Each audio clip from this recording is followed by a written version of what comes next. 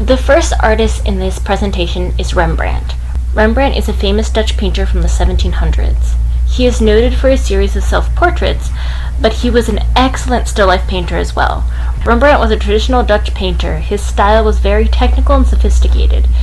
He started each painting with a brown or earth tone underpainting. Then he gradually layered oil paint.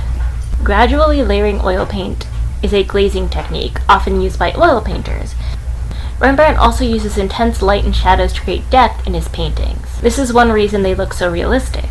Light and shadow is used to determine depth, perception, and distance.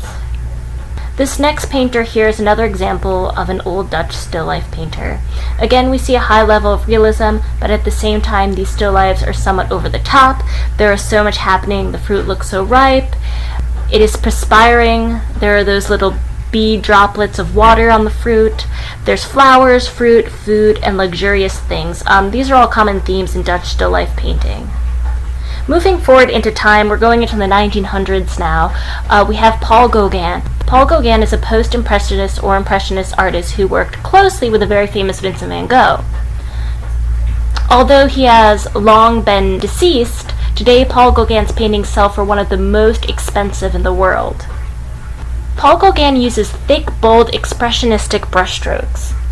He uses colors like Prussian blues and cobalt blues. These colors work to strengthen the shape of the objects or catch your eyes.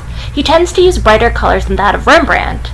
This is most likely due to the invention of new colors or the readability of colors in the 1900s. Oftentimes his still lifes look a bit wonky, as if the perspective's a bit off. This adds to the overall composition, making the still lifes feel strangely emotional or psychological.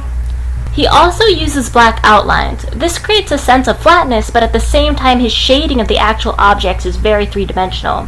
He often uses complementary colors next to each other to create depth. Another artist who uses complementary colors to create depth, mostly purples and yellows, is Vincent van Gogh. And for example, this image that we're looking at here, he uses purples and yellows, right? Vincent van Gogh is a friend of Gauguin's, and you can see that although their styles are different, the two artists were very much influenced by each other, and they actually did live together for some time. Van Gogh also uses outlines and flat shapes in his paintings. Van Gogh's brushstrokes, however, are much more visible. Both these artists were actually influenced by Japanese prints. Japanese prints were collected by many Impressionist artists during the 1800s and the 1900s. These are examples of still life paintings that take the look of a print. The objects appear flat. They do not have much light or shadow to create depth. This makes them look less realistic and more stylized. However, we do know what the objects are. The artist uses pattern and shapes and color to make the image visually pleasing to us. People love Japanese prints. Their simplicity is pleasing to the eye. It's kind of like a form of design or advertising in some way. They have simple, clean, and beautiful lines, and they are highly regarded as a very, very high art form in Europe and all over the world. The next artist in this presentation is Cezanne.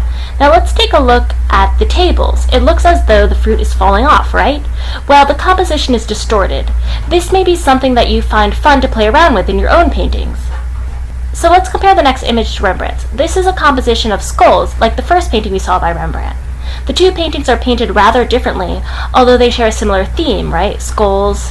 Cezanne, like most Impressionist painters, uses larger brushstrokes and paints more directly, while Rembrandt layered his colors and blends them together. Moving forward down the line, this is a still life painting by Picasso. It's very different from what we've seen before. It almost looks abstract. This style of painting is called Cubism.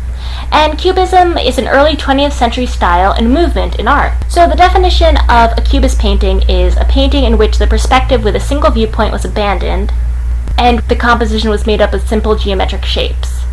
The goal is to paint a still life from many different angles and perspectives at one time, resulting in a mishmash of shapes and objects that we can kind of make out. In this piece we see a table, a skull, fruit, what looks like a lamp.